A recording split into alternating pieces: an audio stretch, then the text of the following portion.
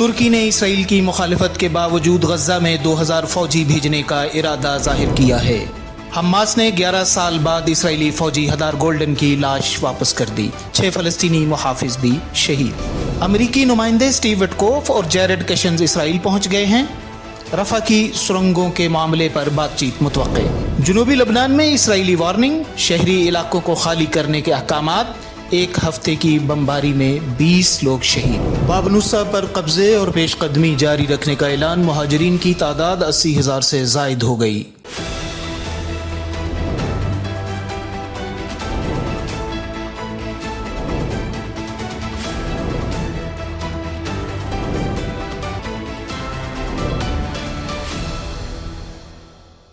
ترکی نے اسرائیل کی مخالفت کے باوجود غزہ میں 2000 کے قریب فوجی بھیجنے کا ارادہ ظاہر کیا ہے۔ اس سے پہلے اسرائیلی حکومت کی ترجمان نے بیان دیا تھا کہ ترک افواج غزہ میں تعینات ہونے والی کسی بھی بین الاقوامی فورس کا حصہ نہیں ہوں گے۔ ترک وزارت خارجہ کے ذرائع کے مطابق یہ فورس انسانی امداد اور سلامتی کے قیام کے لیے بھیجی جا رہی ہے۔ حماس نے 11 سال بعد اسرائیلی فوجی ہدار گولڈن کی لاش واپس کر دی ہے۔ لاش رفح کی سرنگوں سے برآمد ہوئی، جہاں سے 6 فلسطینی شہداء کی میتیں بھی نکالی گئیں۔ یہ وہ جوان تھے جو گولڈن کی حفاظت پر مامور تھے۔ تجزیہ کاروں کا کہنا ہے کہ گولڈن کی حوالگی کسی ممکنہ سیاسی ڈیل کا حصہ ہو سکتی ہے۔ میڈیا رپورٹس کے مطابق امریکہ اسرائیل پر دباؤ ڈال رہا ہے کہ وہ رفح کی سرنگوں میں موجود القسام بریگیڈ کے تقریباً 200 جنگجوؤں کو تیسرے فریق کے حوالے کرنے کی اجازت دے، اس شرط پر کہ وہ اپنے ہتھیار ساتھ نہ لائیں۔ یہ وہ یونٹ ہیں جن سے رابطہ نہ ہونے کے باعث جنگ بندی کے احکامات نہیں پہنچ سکے تھے اور وہ اب بھی زیر زمین موجود ہیں۔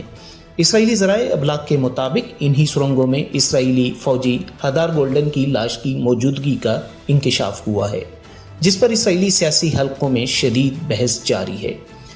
چیف آف آرمی اسٹاف ایال زمیر نے قیدی کی لاش کے بدلے راستہ دینے کا عندیہ دیا، تاہم وزیر اعظم نیتن یاہو نے اس امکان کو مسترد کرتے ہوئے کہا کہ صرف مکمل سرنڈر ہی واحد حل ہے۔ تجزیہ نگاروں کا کہنا ہے کہ اگر اسرائیل نے رفح کی سرنگوں میں کارروائی کی تو القسام کے باقی ماندہ ارکان کی مزاحمت سے دوبارہ جنگ چھڑ سکتی ہے، جبکہ واشنگٹن اس معاملے کو حماس کے اسلحہ ترک کرنے کے ایک ٹیسٹ کیس کے طور پر پیش کرنا چاہتا ہے۔ امریکی صدر کے خصوصی نمائندے سٹیو وٹکوف اور جیرڈ کشنز اسرائیل پہنچ گئے ہیں۔ عرب ذرائع کے مطابق وہ رفح کی سرنگوں میں موجود القسام ارکان سے متعلق بات چیت کریں گے۔ القسام بریگیڈ نے واضح کیا ہے کہ ہتھیار ڈالنا ان کی لغت میں نہیں ہے۔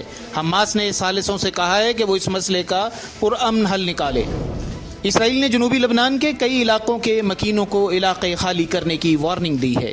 اسرائیلی فوج کے مطابق پچھلے ہفتے بھر میں حزب اللہ کے متعدد ٹھکانوں کو نشانہ بنایا گیا ہے۔ لبنانی ذرائع کے مطابق ان حملوں میں اب تک 20 کے قریب افراد شہید ہو چکے ہیں۔ سوڈان میں سرکاری فوج نے کردفان کے صوبے میں باب نوسا پر قبضے کا اعلان کیا ہے اور کہا ہے کہ وہ دارفور کی طرف اپنی پیش قدمی جاری رکھیں گے۔ دوسری طرف ریپڈ سپورٹ ملیشیا نے دعویٰ کیا ہے کہ انہیں مزید کمک مل چکی ہے اور وہ دوبارہ حملہ کریں گے۔ اقوام متحدہ نے ایک بیان میں کہا ہے کہ الفاشر میں 82,000 سے زائد لوگوں کو ہجرت کرنا پڑی ہے۔ اس سے واضح ہو جاتا ہے کہ جو کچھ الفاشر میں ہوا یہ ہر لحاظ سے انسانیت کے خلاف جرم ہے۔ یہ تھی اب تک کی کچھ اہم خبریں۔ مزید اپڈیٹس کے لیے منسلک رہیے اوپریسٹ واچ کے سوشل میڈیا ہینڈل سے۔ اوپریسٹ واچ، مظلوموں کی آواز۔